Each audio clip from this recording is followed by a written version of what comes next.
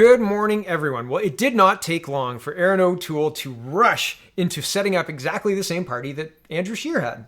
Pretty much exactly the same policies, etc. And I don't think you can put lipstick on a pig and sell it as something else. And that's exactly what they're trying to do here. The new leader brightens up the party, freshens it all up, same globalist agenda, same globalist mood, right? Here's Vasi Kapoulas yesterday. She says, new Aaron O'Toole tells me conservative government under his leadership would commit to the Paris climate targets. Full interview at 5 p.m. And here it is. Here's the video. Here we go. Mean that a government led by Aaron O'Toole will adhere to the goals set by the Paris Agreement? Yes, that will be our intention. So you will... In fact, the targets that the Trudeau government signed on to in Paris were targets that we had prepared at the tail end of the Conservative government. I'm committed to that through partnering with provinces, not an Ottawa knows best approach, as we've seen with the carbon tax. But you're right, I'm glad you're looking at our policy. I hope a lot of people do.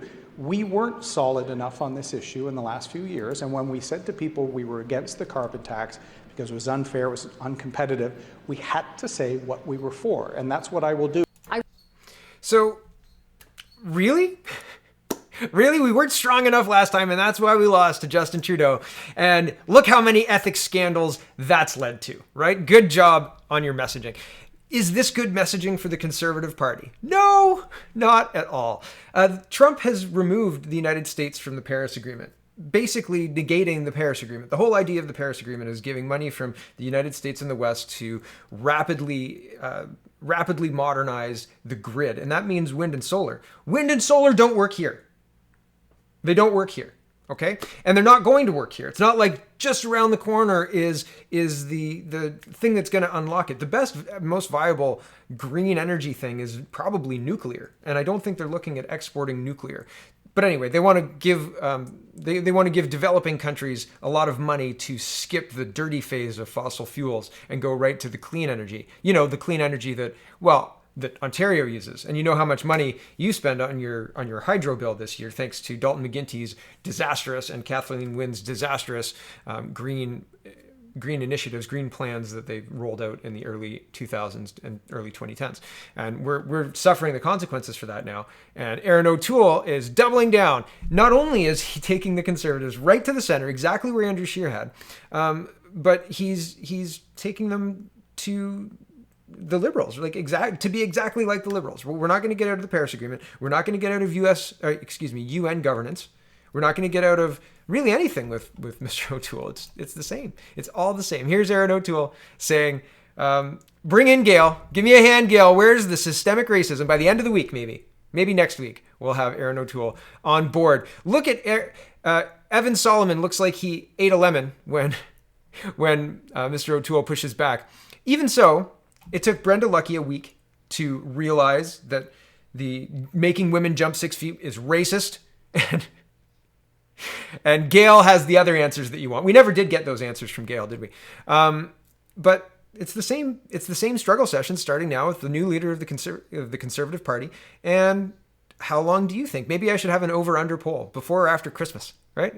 Does Aaron O'Toole agree systemic, or come out with his own definition of systemic racism to be able to brand it and make it his own, right? That's maybe where they'll go. And that's what Brenda Lucki tried to do. Well, I think systemic racism is XYZ, and if systemic racism is XYZ, then I agree. So watch for that. I think that they're just going to redefine it, and that's how they'll do this. Here is the little interview clip. Here we go. But you say racism, but you still won't say systemic racism. Just something you don't buy? Is that it?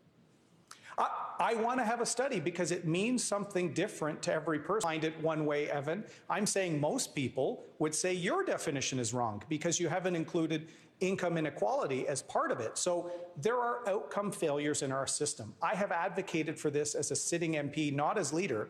I want everyone in this country to have the opportunity. And the government puts forward a program that will help more underrepresented Canadians be reflected in the RCP or our government. We will support it. But it's time for them to get back to work. But you say racism, but you still won't say systemic racism. Just something you don't... Sorry, my buttons are just going all wild here. I apologize. I pushed the wrong button and paused it. So, it's this, you say racism, you don't say systemic racism. Oh, it's not defined. We don't know. It's the same argument. trot it out again. Here is Mr. O'Toole talking about Derek Sloan and not including him in his shadow cabinet. He says, oh, he's going to help us out around the caucus table and everybody's going to have a hand in it and blah, blah, blah, blah, blah. Big tent, big blue tent idea, etc. I don't know. I'm not going to play this clip because it doesn't really matter. It's just another interview given by Mr. O'Toole. So there's a big blitz going on talking about the new party. Same as the old party, though, right? Like there isn't a big difference between this party and Andrew Scheer. The branding at the top, the rhetoric and the interview style is a little bit different. The dimples, right? Doesn't have the dimples when he smiles. So do I think it's going to be more effective? No. If Mr. O'Toole tacked the party to center right, he might see more success than Mr. Scheer did. But tacking the party to appeal to liberals, I don't think will beat Trudeau's personality cult. I don't think that will do it. It didn't work for Andrew Scheer. I don't think it's going to work for O'Toole. I just don't. Okay, pundit class is talking about the latest in the scandals, the MCAT scandal. So Mr. Polyev responds. Here's just a quick exchange. Here we go. You want the Finance Committee to investigate. What would you need to see to be satisfied that nothing unethical was done here? Well, first of all, maybe it's just a big, fat coincidence that the spouse of the Prime Minister's Chief of Staff gets hired in January by this company, and then the Prime Minister's government gives that company up to an $80 million contract just 4 months later. Maybe it's just a big, fat coincidence that instead of housing this program in CRA where it belonged and where other similar programs are, they gave it to a Crown corporation that could not to administer it and would have to contract it out, and then decided to contract it to a company whose vice president is married to the Prime Minister's Chief of Staff. Maybe these are all big coincidences, but we'd sure like to bring in the officials and ask the questions and find out why they made so many disastrous decisions that have led to delays, massive administrative costs, and small businesses going under. Right. It's who you know here, right? And this is the same MA as the We thing, right? Taking a lot of money, $1 billion for We, from a Crown corporation or from public service, right? From the people who deliver money to people who need money, right? The EI people, the social service, I believe that it's called. Hold on, I don't think that's the right word. Public service, not social service, public service. And so when you take that money and then you give it to a private company, and in this exactly the same situation, the private company couldn't even deliver, so they had to subcontract in Quebec and subcontract to other charities to deliver what the government said only this company could deliver. And so the MCAT was the MCAT, the housing thing, is a little bit different because the government didn't say this is the only company that could do that. But maybe it's all big, fat coincidences, but isn't it interesting that the committees that were investigating this, the committees that were asking for proof, the committees that were asking for all sorts of evidence, etc., got shut down because Justin Trudeau prorogued Parliament because he wants to do the big green reset that pretty much no economists that I can find anyway are saying it's a good idea. I'm sure that the Liberals have economists on their side that are saying that it's a good idea, but we saw yesterday, I was showing you guys people who were looking at the history of Dalton McGuinty's green push, the resiliency. I can't remember the term. There's so many propaganda terms these days. Anyway, the 2009 one, and all of the think tanks that put out studies and articles and opinion pieces that backed up the use of wind and solar, and despite the science of it, despite the fact that, hey, it's not working now, right? Like that's not where we're getting the majority of our power, right? It's just not. So yeah, I mean, it's very interesting that we can't even investigate because, well, Parliament's been prorogued, and when they come back, maybe the government falls because of the throne speech. And if the government falls and we go through an election, does that bury all this? Does this legitimize all this? All the stuff that's happened up to now? Does that give the Trudeau government a mandate to take Canada in a hard left turn and spend even more money to bring in universal basic income and pharmacare and all of these goodies that we just simply can't afford, according to the PBO, I believe, Giroux, right? The Parliamentary Budget Office, Yves Giroux. He was saying this is unsustainable. We can't do it for more than 1 or 2 years. So it is very, very, very concerning. All of these things, because as I said, it doesn't matter how terrible Trudeau is. It seems like the Conservative Party isn't going to put up a serious battle. They're offering the same policies essentially, just a little bit slower, maybe without the rampant level of corruption. But do you remember the Harper government at the end? Right? People were very upset. They didn't like what the Harper government was doing. I was included in that, right? And the Liberals at the time were third. I don't think the NDP have a chance in HE double hockey sticks of forming the opposition if there's an election, right? Which is interesting. Alberta's not going orange, right? But where's the pathway to sanity in governing our country? I don't see it. I wish that I did. I wish that I was like, if we could win these seats here and then we can expand and blah, blah, blah. But right now, I mean, there's nobody speaking sense. It's unbelievable. It's frustrating. Okay. Here is private companies proposing policy on medical testing before you get on flights. I think this is just unbelievable. Again, welcome to Canada, right? This is the USSR on steroids. Show me your papers, please. Do you have your COVID test? No? Put your mask on, you deplorable. Okay. Air Canada and WestJet have both recently started voluntary COVID-19 testing at airports in Toronto and Vancouver in the hopes of convincing the federal government that airport testing is a safe way to get people flying again.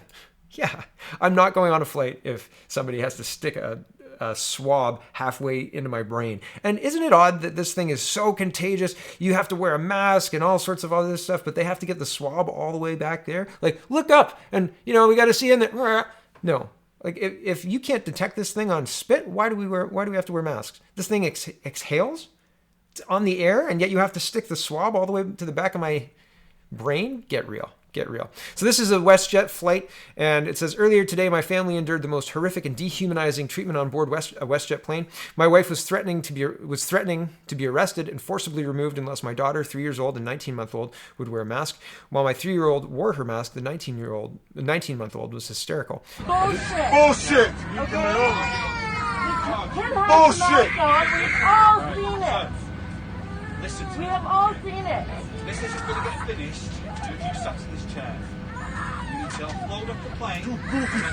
So I'm just going to stop it there. It's a minute long of absolute just awfulness, right? Like I'm a parent too, and I've had kids of this age traveling, and I was on a WestJet flight and they treated me very well. This is before mandatory masks. This is just unbelievable. These are kids, right? And 2 years old is not mandatory masks on WestJet flights.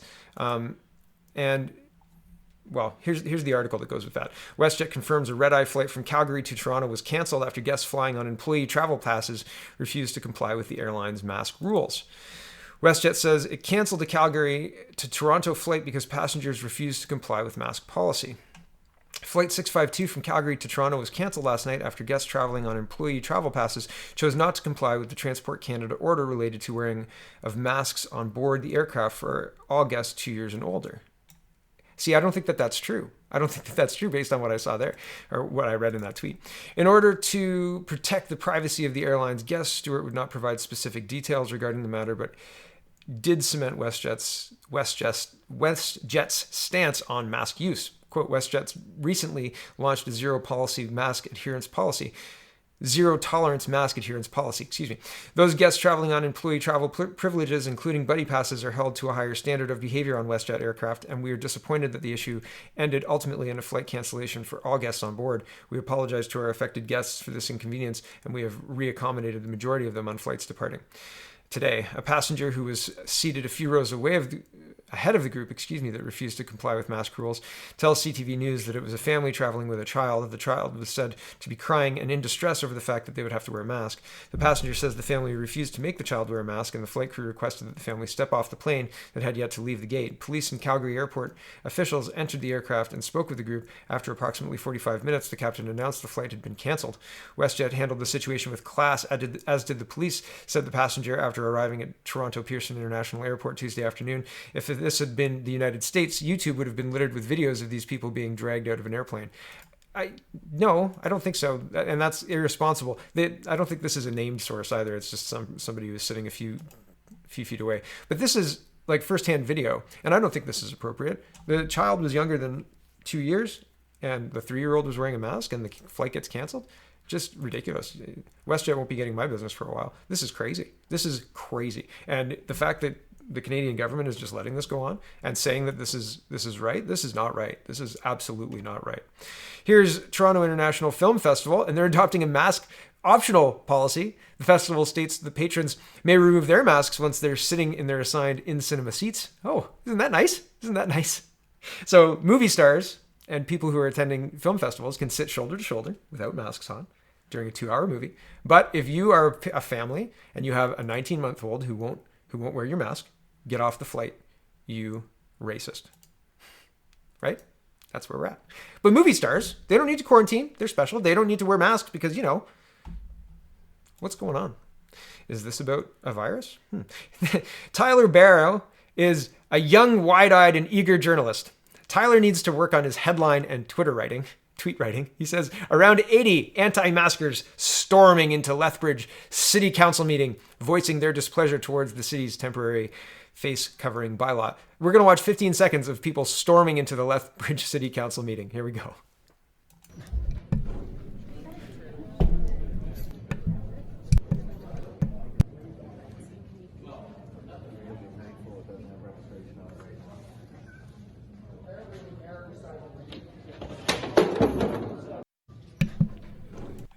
It was at the end there. You remember the stampede scene in The Lion King? This is exactly like Simba. Okay. Storming? Really, Tyler? I think they were kind of walking. Hey, how was your afternoon? Oh, pretty good, man. How was your? Oh, good. I don't know. Knock over the sign. Oh, right. Here is Toronto news. I said earlier, remember the 2009 green revitalization, starts with an R, I think. Anyway, it doesn't matter. There were lots of op-eds and studies all coming to the same conclusion. Wind and solar will be our savior, blah, blah, blah.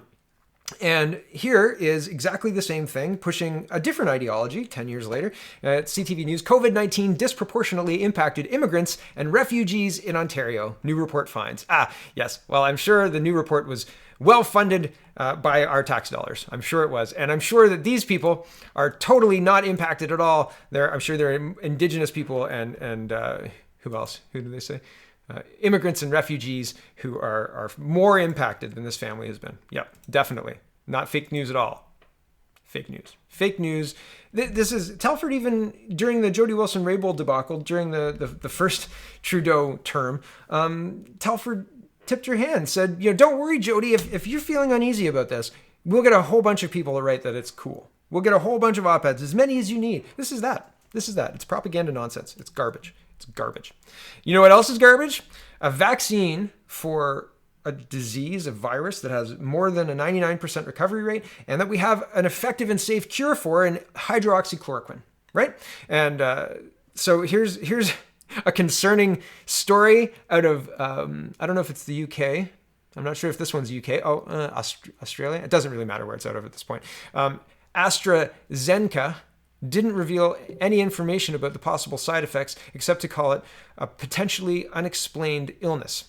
AstraZeneca COVID-19 vaccine study paused after one illness. So a late-stage study of AstraZeneca's COVID-19 vaccine candidate are on temporary hold while the company investigates whether this illness is vaccine-related or not. And there's another one from a different manufacturer that is also pausing. Here's the coronavirus Oxford vaccine trial on hold. UK Health Secretary won't rule out second lockdown. So again, totally ignoring hydroxychloroquine and going for this vaccine that is making people sick. Can you wait till it's mandated? Yeah. And no, I won't be taking it, mandated or otherwise. But here's another interesting trend. That's the end of our COVID-19, the hard COVID-19 stuff. Here's kind of associated stuff. The numbers keep going up. I wonder why. School hasn't even really started yet, right? Like my kids haven't been back to school yet. There's, I think, 1 day under our belts at this point in time, and even that day is training. So here is more than 600 new cases over the long weekend as Alberta COVID-19 cases at the highest level in 4 months. So over the weekend, over the long weekend, they're implying all these people got together, and Alberta's got these 600 cases. Here's nightclubs and banquet halls ordered closed as BC confirms 429 new COVID-19 cases over the long weekend. I noticed an Ontario one too, but I couldn't find it this morning, talking about combined over the long weekend. I think it's 349 or something like that. But again, I couldn't find it this morning, so apologies. And I didn't save it like I usually do. I think it's interesting. The reason they're reporting combined cases is because it's over the long weekend, and the health units were holding the case numbers until like late Tuesday, I suppose. And so we got them on Wednesday, which is weird, or like late last night, and then into this morning. And I think that the cases don't matter. Like the case, it's a red herring, right? Like it really doesn't. It's like man, that hockey game had 78 hits. You know, the Toronto Maple Leafs hit them 78 times, and you're like, man, that must have been a fun game to watch. What was the score? 1-0 Montreal. Well, okay, 78 times doesn't matter anymore, man. Like, bury the lead, right? And yeah, I realize that a lot of people are in Ontario and not Montreal fans, but the Toronto Maple Leafs have been awful. Mainly because they kowtow to Black Lives Matter. I didn't see Montreal kowtowing to Black Lives Matter, but they may be awful too. So apologies if Montreal also did a Black Lives Matter photo shoot, but Toronto actively did, so they actively get my ire. So anyway, the case-demic is confirmed, but I don't think this is leading to lots more people in the ICU. I don't think this is leading to lots more people hospitalized. And all of the charts that I'm seeing are confirming that. There are doctors coming out as well. Rocco Galati. Oh, somebody said Galati. Okay. The open expert opposition keeps mounting, but the tyrannical propaganda machine keeps bow wow face coverings on the compliant. The greatest weapon of mass destruction of all time, the stupidity of people who have handed over their thinking to a master. This is Dr. Eli David, and he says 143 leading Israeli scientists and physicians signed Professor Udi, I don't know how to say this person's name, I apologize, position against lockdown, calling on government to adopt the Swedish policy instead. And Sweden has no masks, no lockdown, and they're okay. Okay being they've reached herd immunity and not destroyed their economy, those lucky Swedes. Okay, and here's the last story for today. Last story for today. Before I get into the last story for today, this whole COVID thing, it daily becomes more worrisome. Daily, the draconian measures, kicking children off of flights because they're not wearing masks, reporting these case demics, saying that COVID-19 disproportionately impacts immigrants and refugees while completely ignoring small business and carving people up that way, right? Like is very, very concerning. What the government is doing with the help of the media is not helping unify people, is not helping people become more resilient and better at handling all of the stuff that's happening. They're spinning this and they're making it worse. And nobody's looking at trying to make it better. They're using the rhetoric that is being dropped from Trudeau and the ruling elite, and they're doubling and tripling down and ignoring any wrongdoing that they could possibly. Well, at first, every single scandal has begun with them denying that the scandal took place. Trudeau came on for the Jody Wilson-Raybould story and said that's categorically false. There's never been any pressure put on any of my attorney generals. They're free to act however they want. And then we found out how much pressure was put on from multiple people. They lie about it. They lie about it actively until they're caught. It's incredible. And so they're not above lying about this. And how do you catch them when the science of it has become anything but scientific? The last story for today, the promise of a gun ban Justin Trudeau announced on May 1st was to make communities safer. The truth is shootings are up in Toronto, 12.5% compared to the same time last year, 83% compared to 5 years ago. Read and retweet as I show the facts. And that's one tweet. Here's another.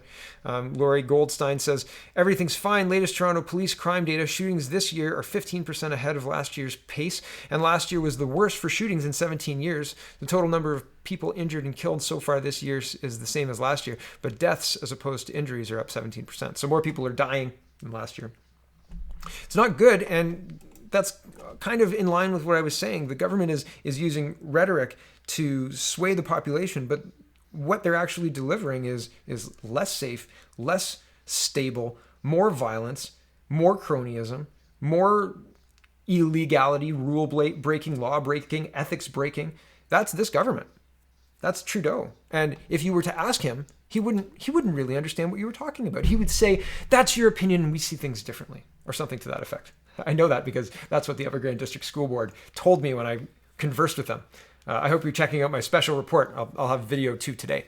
But fundamentally, they know how they're going to deal with people who are not in line with their ideology. They know how they're going to deal with it on a mass scale as well, right? They're going to blame and demoralize and continue to double down on their rhetoric, and it's working. So what do you do about it? We have to be honest about it. We have to talk about it. We have to call it out. We have to try and solve these problems. We have to say to people who are putting forward these awful policies, to businesses that are putting forward these draconian rules, no further. You are not allowed to put masks on a 19-month-old. You're not allowed to kick a family off a plane because their 19-month-old can't wear a mask. Anyone shouldn't be wearing a mask on a plane. This is crazy. Act like a movie star at TIFF, right? Make sure they respect you like they respect Leonardo DiCaprio. I don't know. I just picked a movie star. But yeah, I don't understand. Why is Canada, why is the general public so willing to go along with these rules? Why are we sitting idly by when police are sitting there threatening a family with children? Like, this is not a happy moment, right? This is unbelievable. This is unbelievable, right? And people are standing up to say this isn't right, but man, this is happening. And the pushback isn't nearly enough. And to make matters worse, they know what they're going to do against people who push back. They're going to make them seem like marginalized crackpots who are not interested in keeping you safe because the masks are supposed to keep other people safe. So that makes you selfish if you're not wearing a mask, right? But they don't keep other people safe, and they don't keep you safe. They actually hurt you. Impetigo on the face. There's fungal diseases that can end up in your throat, fungal diseases of the lungs, bacteria that breeds on the face mask. Why would you subject yourself to that? For virtue signaling? To make other people think that you care about them? 5 seconds later, they stop thinking about it. 5 seconds later, they stop thinking about me anyway when I walk by them in Walmart. It doesn't matter. But here, this matters. This is unbelievable. And here's where we are. And it didn't take that long to get here. Where are we going? How quickly? Who's plotting the path? Nobody's being honest about it. This is going to be very, very, well, this is going to be a shit show is what this is going to be. Thanks for watching, everybody. Check out CanadaPoly.com. Check out CanadaReport.co. Check out my special report on the Upper Grand District School Board. Video 2 will be out later today. And have a wonderful, wonderful